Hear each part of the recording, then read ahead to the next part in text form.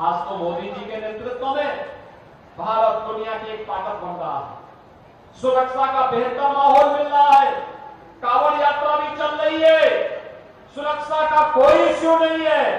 पर्व और त्योहार शांतिपूर्ण तरीके से मनाए जा रहे हैं। लेकिन मैं पूछना चाहता हूं,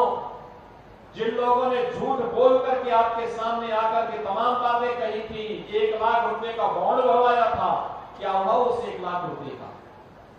मैं पूछना चाहता हूं, मैं तो आज ये अनिल कुमार, सोमेंद्र तोमर और कपिल देव अग्रवाल जी ने,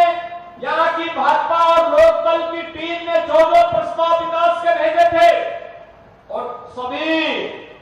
उन सभी योजनाओं को स्वीकृति करके आज उसके लिए मैं यहाँ आपके पास आऊं। ये पत्थर लगे हैं सबके, कहीं सड़क का है, कहीं पुल का है, कहीं मिनी स्टेडियम का है और कहीं पे अन्य किसी कार्य का है। उसके लिए हम तो पैसा लेके आए हैं, हम विकास लेकर के आए हैं, सुरक्षा का बॉर्डर देने के लिए आए हैं, हमने दिया है तो हम कह रहे हैं। लेकिन समाजवादी पार्टी का मॉडल क्या है? ये उनका मॉडल वही है जो मुजफ्फरपुर, जो आपने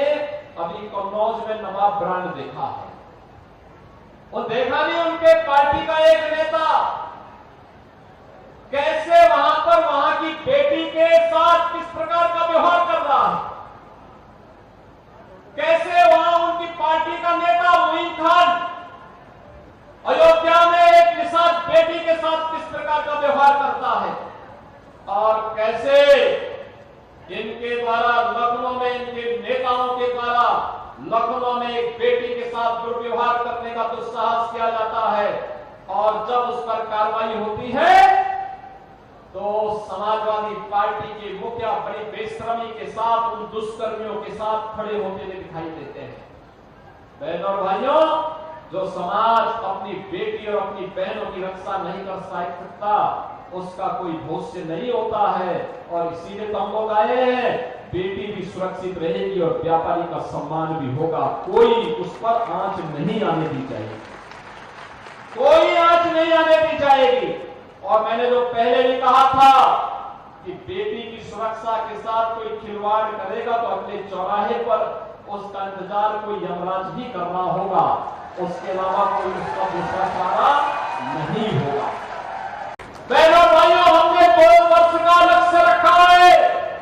अगले 2 वर्ष में 2 लाख नौजवानों को सरकारी नौकरी देनी है और जिसमें पहली नौकरी की खेप आपको निकल रही है कल से। याद करिए, कल 23 को,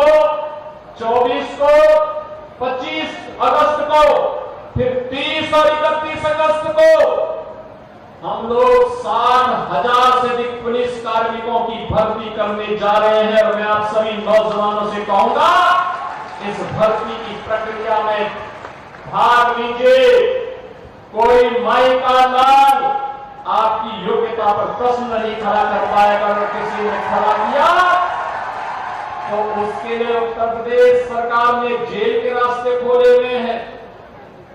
जो नौजवानों के भविष्य के साथ खिलवाड़ करेगा उसकी संपत्ति को जब्त करेंगे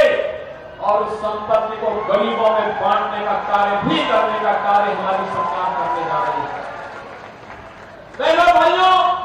एक तरफ 2 लाख नौजवानों के लिए नौकरी और दूसरी तरफ याद करिए 2017 के पहले क्या होता था। 2017 के पहले दंगे होते थे, गुंडागर्दी होती थी, न बेटी सुरक्षित थी, न व्यापारी का सम्मान था, न अन्नदाता किसान को योजना का लाभ मिलता था, न किसी प्रकार की कोई योजना का लाभ मिल पाता था। आज तो मैं कह सकता हूं, जब मैं आपके पास आया हूं तो आज मैं घोषणा करने की स्थिति में हूं कि बेटी भी सुरक्षित रहेगी, व्यापारी का सम्मान भी होगा, अन्नदाता किसान को सिर माथे पर बिठा करके उसको शासन की योजना का लाभ भी मिलेगा और मोराना चीनी मिल को सुंदरीकरण, विस्तारीकरण की योजना के साथ जोड़ने के लिए, आपको आश्वस्त करने के लिए भी आज मैं आपके पास आया हूं।